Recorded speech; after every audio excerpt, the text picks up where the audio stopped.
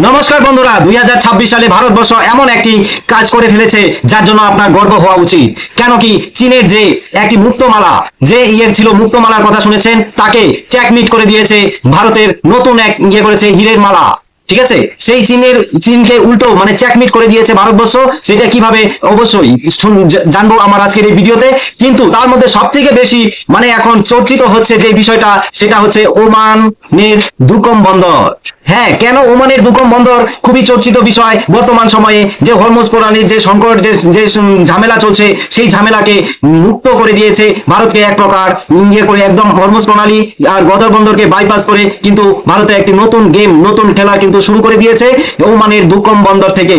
কাজেই দুকম বন্দরটাও ওমানের ভারতের জন্য অত্যন্ত একটি খুবই শক্তিশালী হীরের মতন বলা চলে। সেই দুকম বন্দর কিন্তু যে ভারতের যে ফেভারে যাচ্ছে, সেই বিষয় নিয়ে আজকের আমার এই ভিডিওটি অবশ্যই সবাই একটু লক্ষ্য করবে।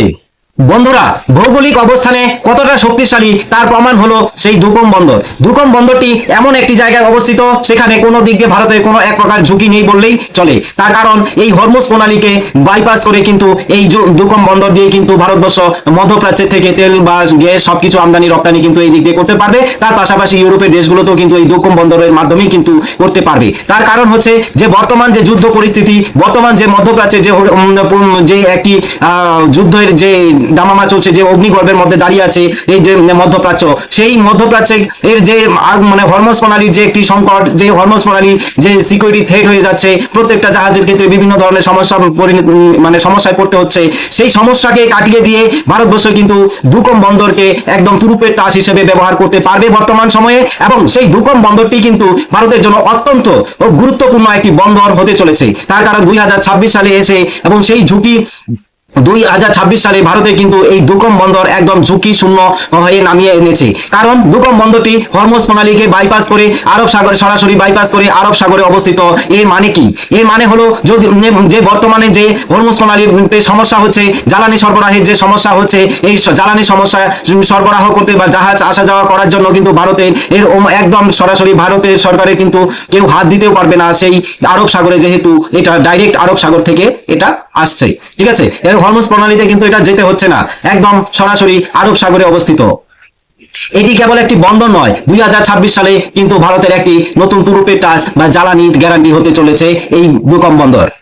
এবার আসা যাক আসল প্রতিদ্বন্দ্বিতায় পাকিস্তানের। ঠিক আছে, পাকিস্তানের গোয়াদর বন্দরকে যেখানে চীন গোয়াদর বন্দরে যেখানে চীন বিলিয়ন বিলিয়ন ডলার খরচা করেছে এবং ভারতকে আটকানোর জন্য, কিন্তু ভারত কি করলো? ঠিক তার উল্টো দিকে গোয়াদর বন্দরের বিপরীত দিকে কিন্তু ওমান নিজেদের স্থায়ী ঘাঁটি গেড়ে বসলো দুকম বন্দরে। ঠিক আছে, তো এটা কিন্তু চীন বুঝতে পারেনি যে পাকিস্তানের গোয়াদর বন্দরকে টেক্কা দিয়ে ভারত যে ওমানের যে দুকম বন্দর সেখানে তৈরি করবে এবং সেখানে তাদের স্থায়ী ঘাঁটি গেড়ে বসবে, সেটা কিন্তু বুঝতে পারেনি। এই জায়গায় কিন্তু ভারত কিন্তু এগিয়ে গেল। এবং কেন গোয়াদর বন্দরের থেকে দুকম বন্দরটা ভারতের কাছে খুবই গুরুত্বপূর্ণ? সেই কারণ হচ্ছে তিনটি কারণ বলতে পারি। এক নাম্বার হলো রাজনৈতিক পরিস্থিতি, রাজনৈতিক স্থিতিশীলতা। ঠিক আছে, পাকিস্তানের গোয়াদর বন্দরে সবসময় কিন্তু অস্থিরতার মধ্যে থাকে। ঠিক আছে, সেখানে কিন্তু চীনের মানে বিভিন্ন ধরনের সমস্যার সম্মুখীন করতে হয় সেই জায়গায় স্থানীয় লোকের দ্বারা। সেই পাকিস্তানের তো আমরা গন্ডগোল সবসময় শুনতেই থাকি যে চীনের মানে অনেক ইয়ে হয়, তো চীনের মধ্যে মানে গন্ডগোল হতেই থাকে। যে চীনের সৈনিকরা মারা যায়, নয়তো ওখানে যারা ক্লাস করে কর্মরত মানুষ তাদের উপরে অ্যাটাক হয়, তো পাকিস্তান থেকে কিন্তু এগুলো হয়, পাকিস্তানের ওখানে ইয়ে। কিন্তু ভারত কিন্তু এই দিক থেকে এগিয়ে আছে ওই জায়গায়। ওমান বন্দর এই কিন্তু ওমান, ঠিক আছে, ওমানে কিন্তু ভারত একদম পরীক্ষিত ও শান্ত বন্ধু। এই ওমানের সাথে কিন্তু ভারতের একটি খুব মানে শান্ত একটি সম্পর্ক আছে, যার জন্য কিন্তু রাজনৈতিক স্থিতিশীল দিক দিয়ে কিন্তু এখানে ভারতবর্ষ এগিয়ে আছে। দুই নম্বরে যেটা আমরা ইসে করতে পারি সেটা হচ্ছে সামরিক সক্ষমতা। দুকম বন্দরে ভারতের জন্য রয়েছে ডেডিকেটেড লজিস্টিক হাব। এখানে যদি কোনো ধরনের জাহাজ বা কোনো ধরনের রণতরী যদি এখানে কোনো অস্ত্র হয়ে যায় বা কোনো ধরনের সমস্যায় পড়ে, তাহলে সেই জায়গায় নোঙ্গর করে সেখানে মেরামত ও রসদ নিতে পারবে। সেই জন্য কিন্তু সেইটাকে একদম খুব ভালোভাবে সেই হাব ওইভাবেই তৈরি করেছে ভারতবর্ষ। আর আরেকটা 3 নম্বরের দিক দিয়ে সেটা হলো সব থেকে গুরুত্বপূর্ণ, সেটা হচ্ছে নজরদারির দিক দিয়ে কিন্তু ভারতের এটা সব থেকে গুরুত্বপূর্ণ যে দুকম বন্দরটা। তার কারণ কি?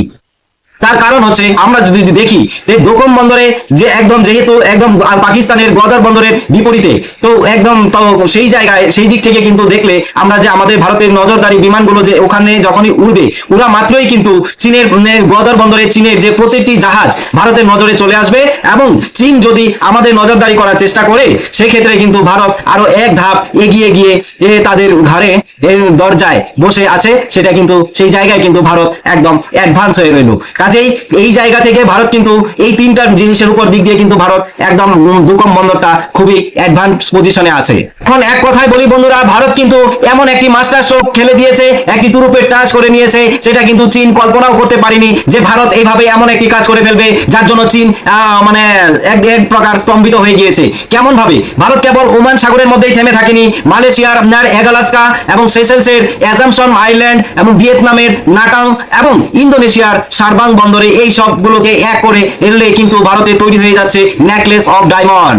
ওমান সাগর, ওমানের দুকম বন্দর হলো এর মধ্যে সব থেকে শক্তিশালী, এবং এর থেকে কিন্তু ভারত লোহিত সাগর এবং এডেন সাগরের উপর নিজেদের আধিপত্য বজায় রাখছে। 2026 সালে কিন্তু সেইটা কিন্তু ভারতবর্ষ এমন একটি পজিশনে এসেছে, নৌ আধিপত্য এতটাই বেড়ে গিয়েছে, ভারত মহাসাগর এখন আক্ষরিক করতে ইন্ডিয়ান ওশান হয়ে উঠেছে ভারতের ফেভারেই। তার কারণ হচ্ছে চীনের কোনো জাহাজ যদি এবং ভারতের নজর এড়িয়ে জলসীমানায় প্রবেশ করে, তা প্রায় এক প্রকার অসম্ভব বলা চলে। তার কারণ আরেকটি যে জিনিস আমরা কিছুদিন যাবত দেখছি, সেটা হচ্ছে যে ইউক্রেন মানে মধ্যপ্রাচ্যের যে যুদ্ধ, ইরান ইসরায়েলের যে যুদ্ধ এবং হরমুজ প্রণালী যে বন্ধ আছে, সেই হরমুজ প্রণালী বন্ধের সময় কিন্তু ভারতের অপারেশন সংকল্প তৈরি করেছে, অপারেশন সংকল্প নাম দিয়েছে, একটি অপারেশন চালাচ্ছে। সেই অপারেশনের মাধ্যমে ওখানে আটকে থাকা যে সমস্ত জাহাজগুলো আটকে আছে বা কোনো ধরনের তাদেরকে সেভ করার জন্য কিন্তু ভারতের অপারেশন সংকল্প তৈরি হয়েছে। সেই সংকল্পের মাধ্যমে কিন্তু ভারতের কিন্তু প্রত্যেকটি জাহাজকে নিরাপদে ভারতে নিয়ে আসছে। তো সেই দিক থেকে ভারতের যে এই জায়গায় নৌ আধিপত্য কিন্তু এটাও কিন্তু একটা ভারতের নৌ শক্তিকে প্রদর্শন করছে, সারা বিশ্বকে কিন্তু দেখিয়ে দিচ্ছে ভারতের নৌ শক্তি। এটাই হলো আজকের দিনে সব থেকে বড় একটি ভারতের গুরুত্বপূর্ণ আপডেট, যে নৌ শক্তি বৃদ্ধির। ভারতের এই প্রভাব শুধু যুদ্ধের ময়দানে নয়, বাণিজ্যের ময়দানেও কিন্তু দেখা যাচ্ছে। ভারত মধ্যপ্রাচ্য ইউরোপের অর্থনৈতিক করিডোর বা IMEC এর অন্যতম কেন্দ্র হয়ে উঠেছে এই দুকম বন্দর। চীনের বেল্ট অফ রোড যখন ঋণের বোঝায় দাঁড়িয়েছে, ভারতের এই করিডোর তখন কিন্তু বিশ্বের বাণিজ্যের নতুন একটি মেরুদণ্ড হয়ে উঠেছে। দুকম বন্দরের মাধ্যমে আমাদের পণ্য এখন আরো দ্রুত ইউরোপে পৌঁছে যাচ্ছে, যা অর্থনৈতিকভাবে নতুন উচ্চতায় নিয়ে যাচ্ছে ভারতবর্ষের অর্থনীতিকে। এটা কিন্তু একটি সব থেকে বড় মানে ভালো একটি দিক হতে চলেছে। কিন্তু বন্ধুরা, ভারত কখনো কোনো অন্য যেটা সব থেকে বেশি গুরুত্বপূর্ণ একটি বিষয়, ভারতের যে একটা মানে লক্ষ্য, সেই লক্ষ্যটা হচ্ছে অন্যরকম। চীনের কিন্তু লক্ষ্য অন্যরকম। কোনো একটি দেশে গেলে সেই দেশে সবসময় ও চায় যে সেই দেশটাকে দখল করে নিতে বা ওই জায়গাটাকে দখল করে নেওয়ার মতন এমন একটা পরিস্থিতি করে নেয়। আমরা কিন্তু বিগত আগেও কিন্তু অনেক জায়গায় কিন্তু তার প্রমাণ পেয়েছি, সেটা দেখেছি। কিন্তু বর্তমানে বন্ধুরা একটা জিনিস আমি বলি, ভারত কিন্তু অন্যের কোনো জমি বা সম্পদ কেড়ে নিতে চায় না, কিন্তু নিজেদের অধিকার রক্ষা ভারত এখন আগের চেয়ে কিন্তু অনেক বেশি কঠোর। এবং ওমানের দুকম বন্দরের ভারতের এই স্থায়ী উপস্থিতি আমাদের শত্রুদের জন্য একটি কিন্তু পরিষ্কার বার্তা। ভারত মহাসাগরে ভারতের অনুমতি ছাড়া কোনো ষড়যন্ত্র কিন্তু চলছে না এবং টিকেও থাকতে পারবে না। ভারত কিন্তু তার প্রতিহত করবে এবং সেটাকে এক নিমেষে গুড়িয়ে দিতে পারবে। এতটুকু শক্তি ভারত মহাসাগরে কিন্তু ভারতের হয়ে গিয়েছে। আজকের এই ভিডিওটি যদি তোমাদের ভালো লাগে, অবশ্যই আমার এই কমেন্ট বক্সে একটু জানিয়ে যাবে কেমন লেগেছে। তোমাদের মতামত অবশ্যই আমি জানতে চাই। তুমি কি মনে করো, ভারত কি 2030 সালের মধ্যে বিশ্বের 1 নম্বর নৌ শক্তিতে পরিণত হবে? অবশ্যই তোমার কমেন্টে তোমার মতামত জানিয়ে যাবে।